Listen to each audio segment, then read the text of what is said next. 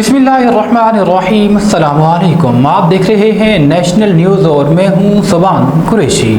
खबर शामिल करते हैं कल्लात बलूचिस्तान से। एमडी मेंगल की रिपोर्ट के मुताबिक बलूचिस्तान के शहर कल्लात में 5 रोज़ा पोलियो मुहिम का इफ्तिताह हो गया।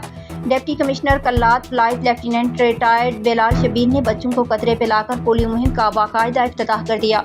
Additional deputy commissioner Dost Mohammad Lango, deputy DHO doctor Iqbal Noorzai, WHO जिला कल्लात के सरबराह डॉक्टर नसीर कर्द ने भी बच्चों को पोलियो के कतरे पिलाया और फिंगर मार्किंग की गई।